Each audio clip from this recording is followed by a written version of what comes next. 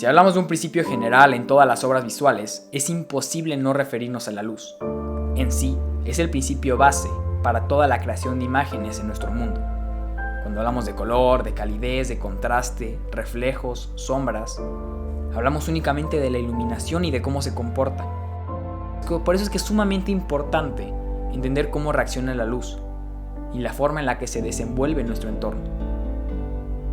Es fundamental a día de hoy en industrias multimillonarias como el cine o la fotografía, sin mencionar el amplio espectro de artes visuales en nuestra sociedad que dependen de estos principios. El aprendizaje es eterno, y sobre todo en un mundo tan lleno de aprendizaje como el mundo artístico. La cantidad de técnicas que puede aprender un artista no tiene límite. El barroco tiene un principio que ha fundamentado muchas de las producciones a día de hoy: el realismo. Ya no se hacían pinturas llenas de color, luz y vida. Eran escenas que resultaban ser más familiares al espectador.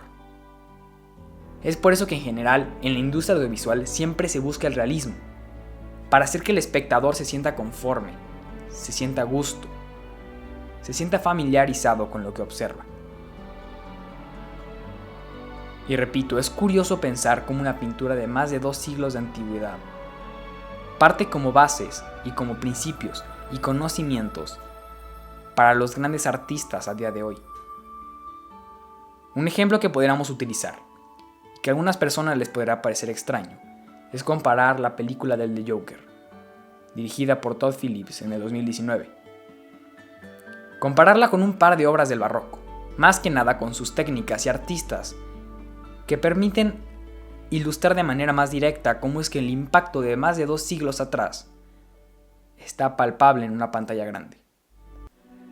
Podemos comparar diversas pinturas de Caravaggio, la técnica que utilizaba Caravaggio en sus composiciones. El artista italiano sabía perfectamente cómo separar al sujeto del fondo. Dirigía la atención del espectador al sujeto principal únicamente utilizando las luces y las sombras, utilizando la iluminación como lienzo, atrayendo así la vista de todo el mundo hacia donde él quería que estuviera. Analizaremos una escena del Joker en la cual estaba maquillándose después de enterarse que sus amigos habían muerto. El personaje está en duelo. El personaje está a punto de cumplir con su objetivo principal. Y a través de la iluminación, en esta escena, podemos ver perfectamente cómo se separa del fondo. Podemos ver así cómo nuestro foco principal, por un momento, es únicamente el personaje. No solamente porque sea el objeto más cercano encuadrado en cámara. No solamente por el enfoque. Es por la iluminación y la utilización del claroscuro. El claroscuro, también conocido como el tenebrismo, plantea la idea de que se puede separar al personaje principal, al sujeto de atención, únicamente utilizando la iluminación. Un manto y un relieve de zonas sombreadas basta para que todo el mundo se centre principalmente en ese sujeto.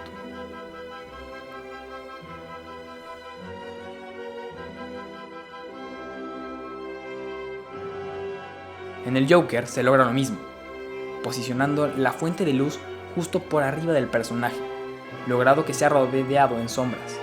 Genera un sentimiento de importancia y presencia, logrando captar el interés de todo el mundo y hacerlo sentir más cercano hacia nosotros. Este juego de luces es fundamental, no solamente de esta escena, sino de gran parte del film. Pero no es el único principio de iluminación que la industria tomó como prestado del barroco. Suele haber uno mucho más importante y cuya trascendencia ha abarcado múltiples áreas del espectro audiovisual. Sin lugar a dudas, Rembrandt fue el artista del barroco que tuvo más influencia sobre lo que hoy conocemos como fotografía y cinematografía. El esquema de iluminación Rembrandt es uno de los protagonistas dentro del libro de estudio de los principiantes a fotografía. Consiste principalmente en situar la fuente principal de iluminación 45 grados en lateral y con una inclinación de 45 grados superiores hacia el rostro del sujeto, formando así algo similar a lo que se lograba con el claroscuro, pero permitiendo iluminar cierta parte de la otra mitad del rostro, dejando así un pequeño triángulo, lo que es conocido como el triángulo de Rembrandt. Dicho triángulo permite centrarnos en los aspectos faciales más importantes del sujeto, sus emociones, los ojos, la boca y los pómulos, que es lo que nos permite identificar con más sencillez qué es lo que siente. En las escenas del Joker podemos verlo ser utilizado cuando se refiere a un aspecto un poquito más íntimo, un momento más personal, donde no se refleja sobre todo el dramatismo, sino más que nada se busca crear una relación del espectador y la audiencia con el guasón. Sin una atmósfera, la pintura no es nada.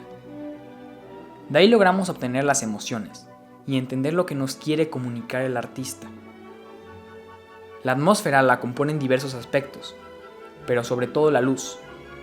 Para mí sigue siendo fascinante ver cómo aplican principios antiguos para producciones masivas en todo el mundo. Ver cómo el arte está constantemente en cambio, pero permite dejar un aprendizaje para los nuevos artistas.